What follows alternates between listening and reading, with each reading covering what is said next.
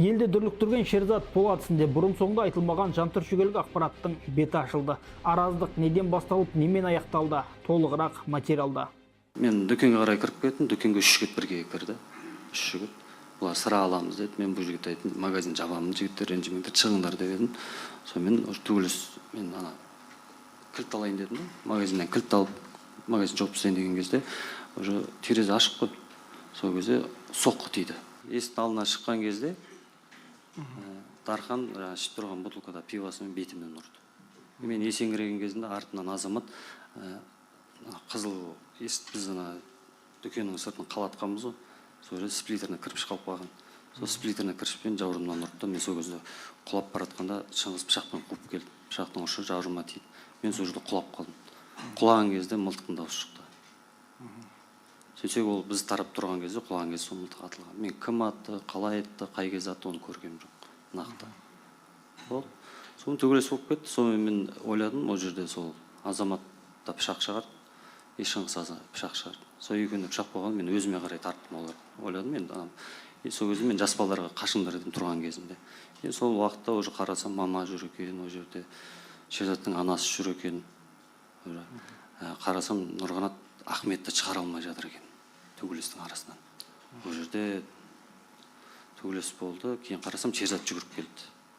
Мен шегінген кезде Шыңғыс пен азамат Шерзатқа қарай жүгірді. Ол кезде айғайлады Шерзат. Сол төбелестің арасында бірдеңе папа бірдеңе тығып алды, Нұрғанат бірдеңе тығып алды деген дауыс шықты.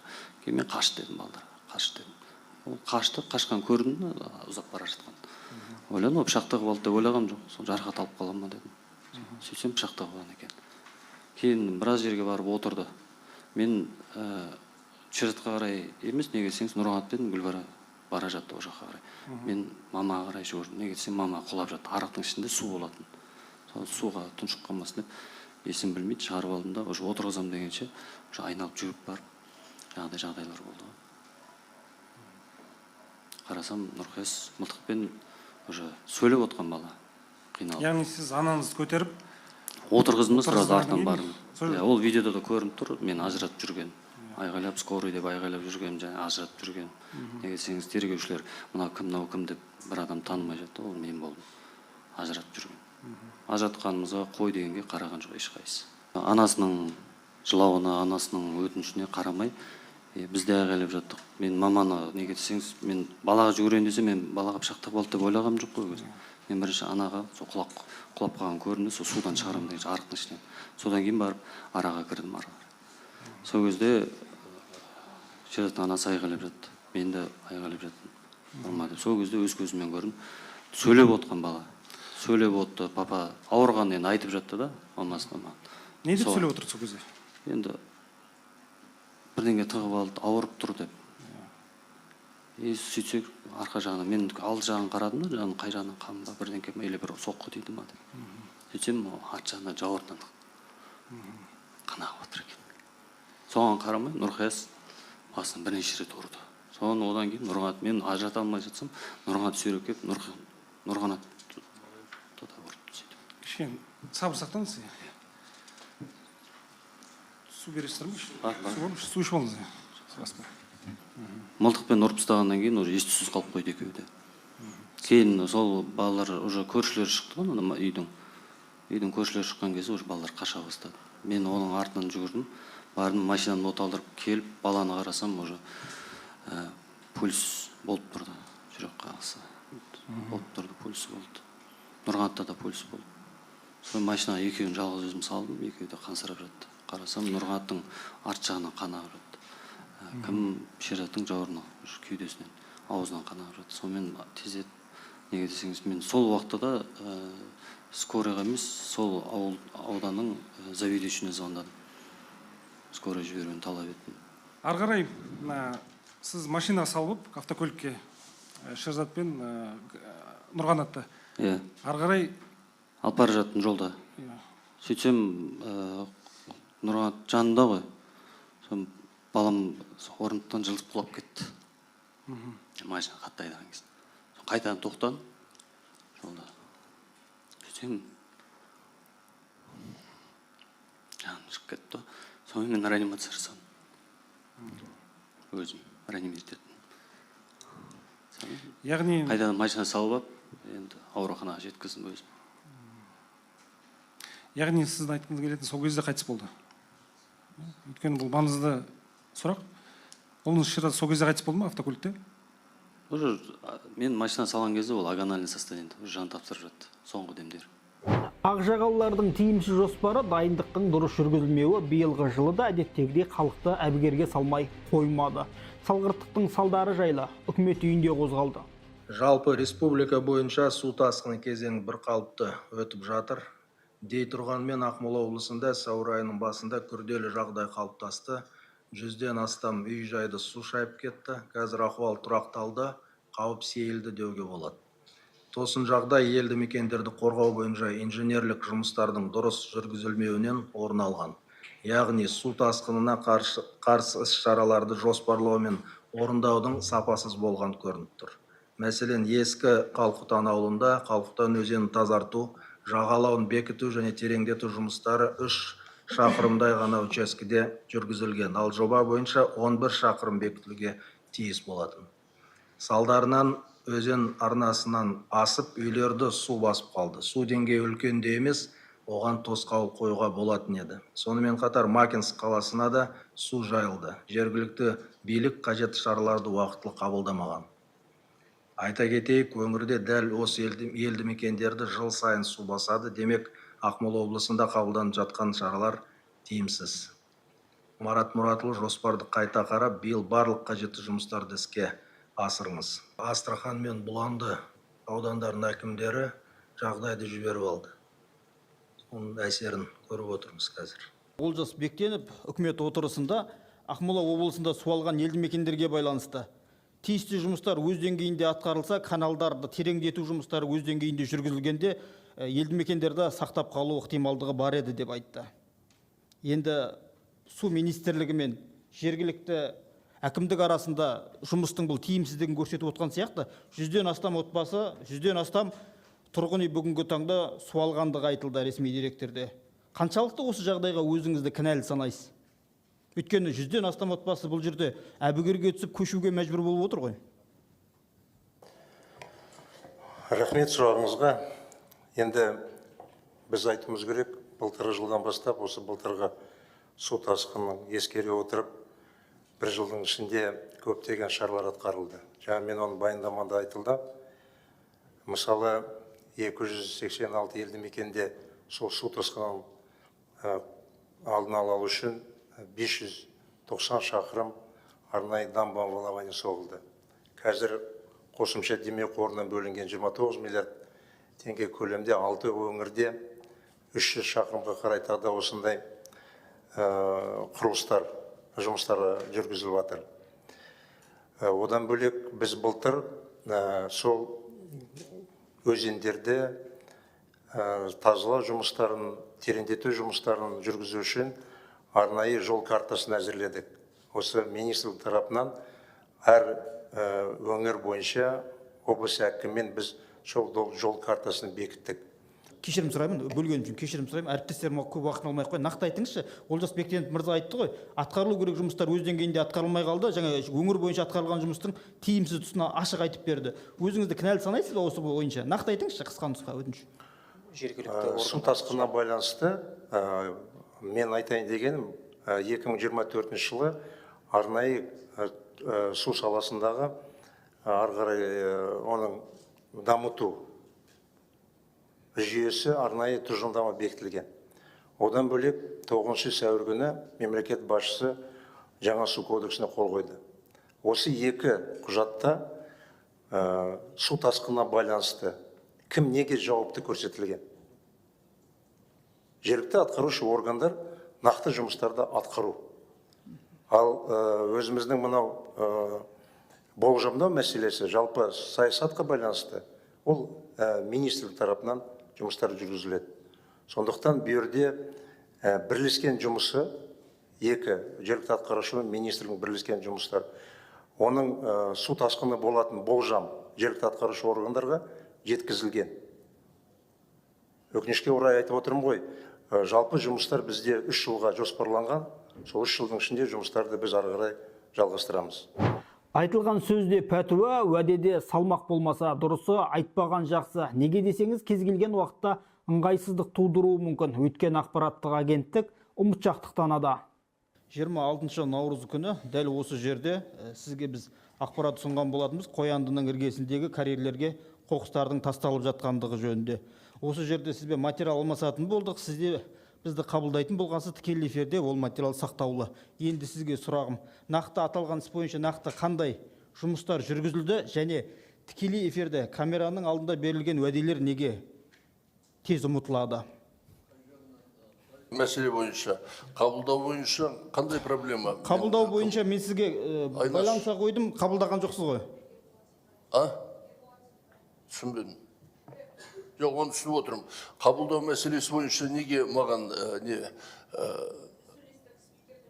қаттырақ?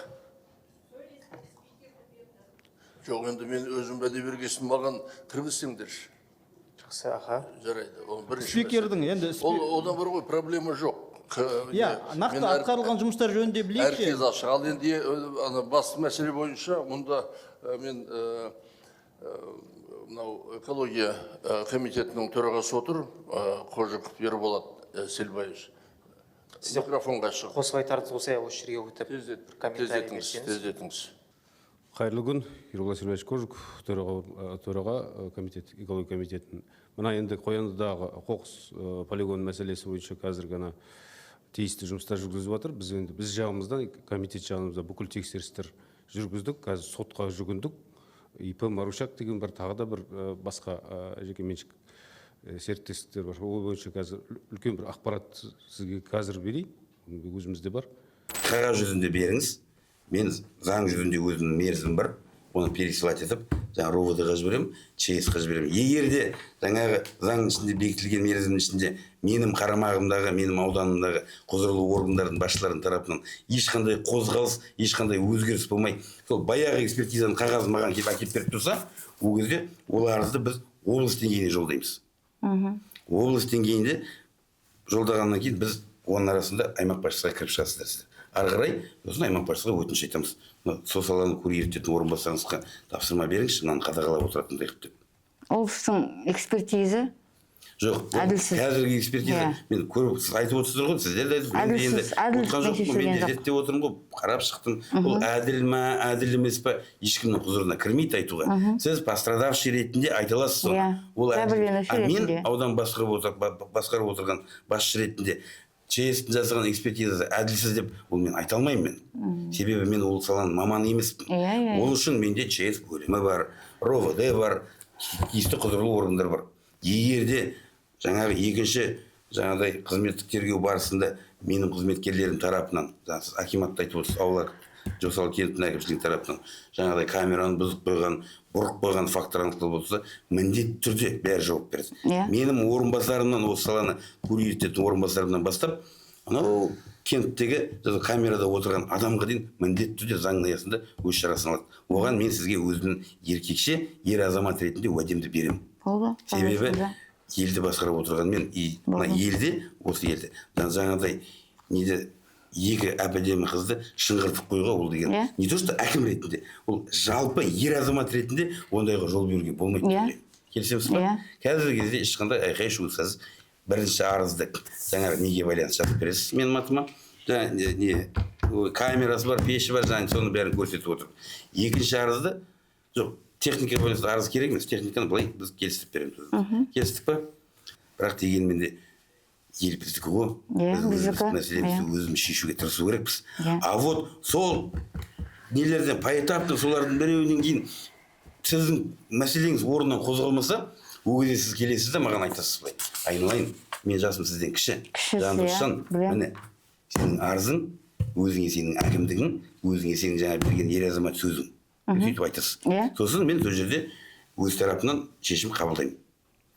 Ары қарай қызметті бұл лауазымда жалғастырам ба, я болмаса жалғастырмайым ба? Ғылым мен білім мемлекеттің даму көрсеткішінің негізгі баспалдағы. Қарыштап дамыған мемлекеттердің ғылымға бөлген қаражатын қарасаң, ғылымның көсегесін көгертуге жеткілікті белгілі қаражатты құрайды. Ал біздің елдеше Израиль, Оңтүстік Корея сынды мемлекеттерде мемлекеттік бюджеттік бөліністің кем дегенде 3%-дан жоғарғысы ғылым мен білімге бөлінеді.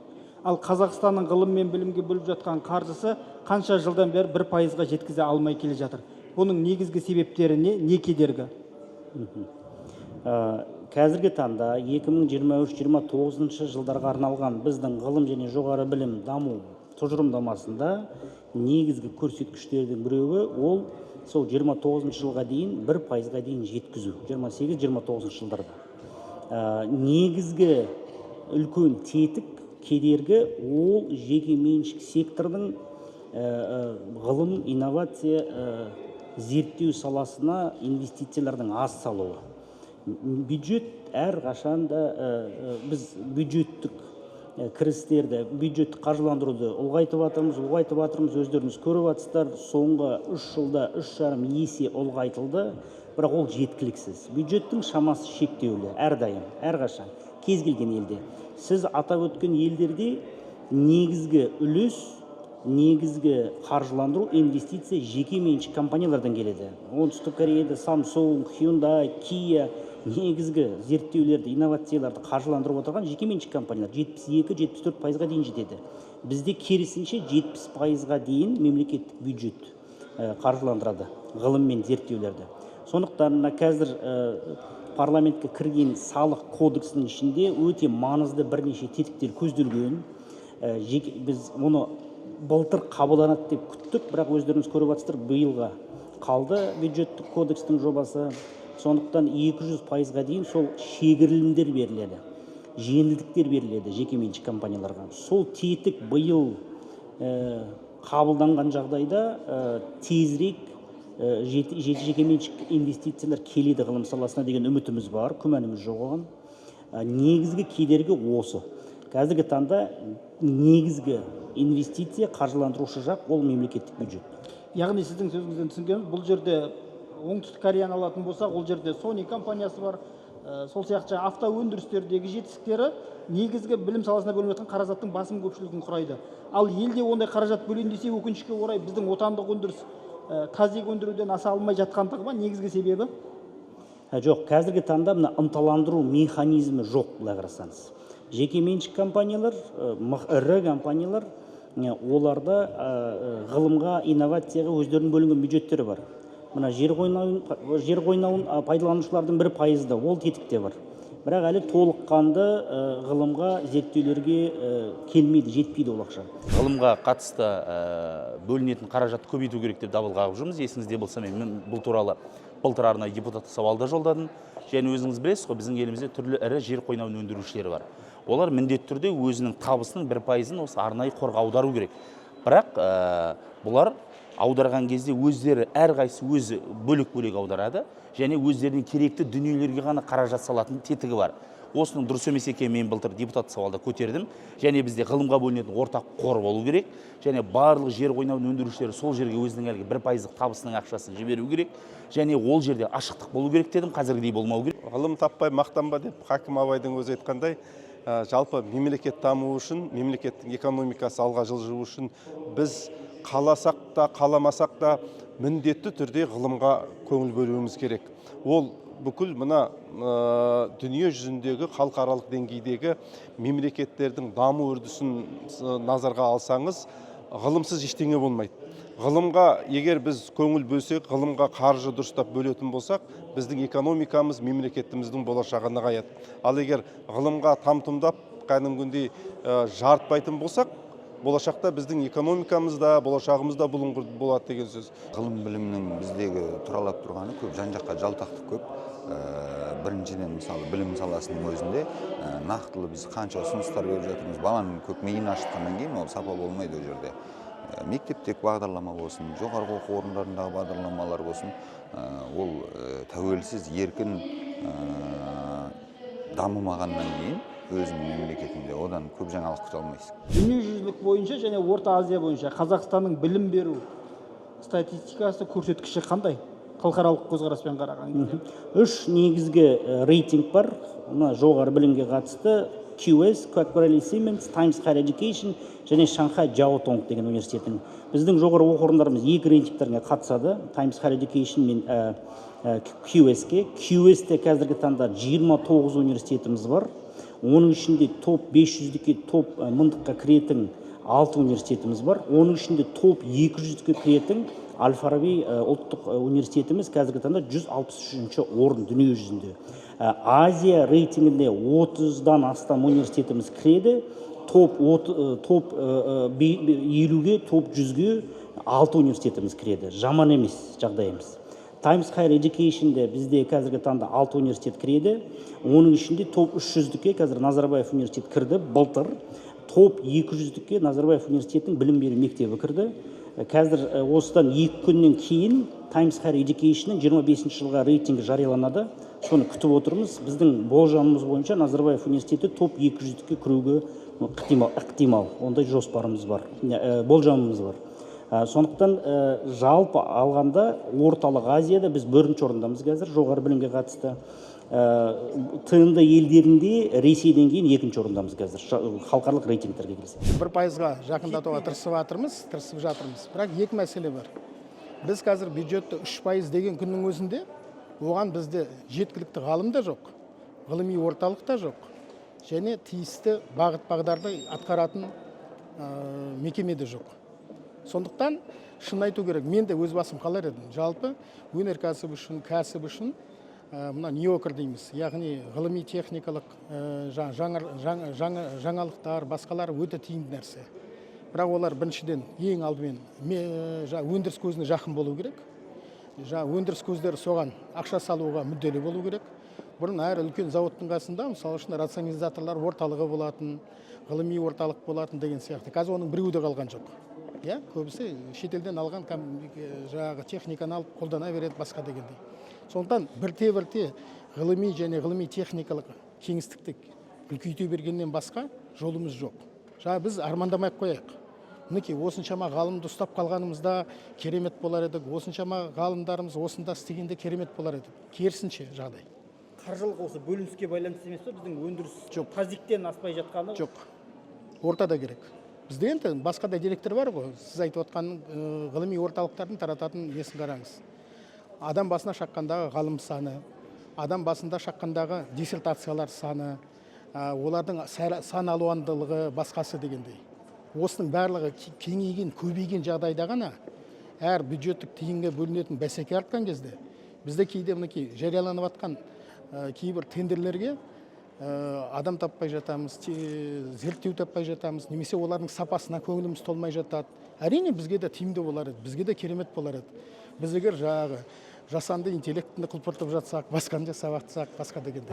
Мәжіліс депутаты Еділ Жаңбыршинді алаңдатқан мүлде басқа тақырып, десе де алаңдайтын жөні барысында. Мынандай бір қауіп бар. Ертең үлкен ақшалар жиналады. Бұл ақшалар құрған қордың иелері сол мектептердің ішінде діни уағыздар, діни уағыз болғандықта жаңағы дін атын жамалған уағыздарды жүргізу, басқа жаңағы біздің өзіміздің дәстүрімізге нұқсан келетін кейбір идеологиялық бағыттарда мәселелерді ақша төлеп отқаннан кейін істеуі мүмкін. Мысалы, қазір әртүрлі әңгімелер бар. Астаналық ер балалар мектебі жарқын смарт деген, Түркістанда қыздардың діни жабық мектептері деген, солардың ішінде сондай жаңа мемлекеттік стандартпен жұмыс жасаймыз дейді, бірақ ар жағында басқа бір істермен айналысып кетуі мүмкін. Осыны қалай қадағалаймыз, қалай бақылаймыз? Егер ондай шаруалар жүріп жатса, бұл фондтың жұмысын тоқтататын нормалар бар ма? Қазір енді Трамптың өзі ілеге плюшемен соғысып жатыр ғой. Ертең бұлар толық тәуелсіз болып, мемлекеттің айтқанын тыңдамай, өздерінің іс-әрекеттерімен айналысып кетпей ма? Бір затты артық қыламыз деп тыртық қылып алмаймыз ба? Жақсы жасаймыз деп басқа бір затқа кіріп кетпейміз ба? Осы жөнінен, осы заңның ішінде сондай нелер бар ма? Механизмдер? Әлде жоқ па? Сол қарастырылған ба? Үлкен рахмет сұрағыңызға. Енді біріншіден діни сала толыққанды осы заң жобасының аясынан шығарылған. Тек қана 1-2 жол негізгі әлеуметтік бағыт, білім беру айтып кеткенімдей, спорт, міндетті түрде ол механизм ескертілген. Екіншіден, бұл эндамент қорлардың жалпы халықаралық тәжірибеде біздің заң жобасының аясында да берілген ақша салымшылар мен солардың берген ақшалары қайырымдылық ретінде есептеледі. Олар толыққанды береді де меңгеруге, сол білім ұйымының немесе спорт ұйымының қимылдарына, әрекеттеріне құрылтайшы ретінде ешқандай құқы жоқ. Құрылтайшы да емес, ол тікелей қатысы жоқ. Ол тек қана сол ұйымды қолдау үшін дамуға бір активтерді береді салымшы, бір нақты заңда қарастырылған. Ешқандай тікелей қатысы жоқ. Әрине, бейресми немесе басқа да ықпалы болуы мүмкін, бірақ заңды түрде шектеу қойылған. Бұл екі әрекет қаржылау, салымшылар, қайырымдылық және негізгі сол ұйымның іс-қимылы бір-бірімен нақты шектеу қойылған, ешқандай тікелей қатысы жоқ. Оны нақты айтқым келеді. Халықаралық тәжірибеде бұл эндаумент қорлар құрылтайшылардың санатына кірмейді. Депутат Жаңбыршин екінші рет сұрап отыр сөз. Микрофон қосыңыздар. Иә, мен оны түсініп отырмын. Заңда бәрін жазып қойға болады әдемілеп. Бірақ егер сол заңды бұзып жатса, қалай біз оларға аудит жүргізе аламыз, қалай оны біз тексере аламыз, онда механизмдер бар ма деген мәселе. Аудит туралы айттыңыз ғой, тағы да қайталап. Аудит туралы Жыл сайын аудит болады ғой. Нақты ішкі аудит, сыртқы тәуелсіз аудит бар. Нақты, оны заңдар еткен. Жаңа дін туралы да сұрақ болды ғой. Нақты сол бойынша да бір айтыңызшы. Көп депутаттар толғандырады осы мәселе. Біріншіден, айтып кеткенімдей, заңда шектеу бар. Салымшылар тікелей ақша берген ұйымға ешқандай әрекет ете алмайды. Құрылтайшы санатына кірмейді, құрылтайшыларға кірмейді. Және де дінге қатысты немесе басқа бір теріс жағдай жасаған жағдайда, бір теріс әрекеттер жасаған жағдайда, онда заңнамалық оқу орнына келіп, дін өкілдері, діни уағыздар, мысалы, теріс ағым ба, басқа, сол бойынша ғой жаңа қойған сұрақ. Сол айтқан кезде соған қандай тосқауыл бар деп отыр ғой. Қандай жауапкершілік бар? Нақты соған жауап беріңізші. Ол бәрі заңда реттелген. Дін туралы заңда, террористік актілермен бізде нақты тосқаулар бар заңдық тұрғыда. Бүгінгі апталық шолу осымен тәмам. Лайк басып, пікір қалдыруды ұмытпаймыз. Арнамызға бірінші рет кірген болсаңыз, тіркеле кетіңіз. Ол біз үшін өте маңызды.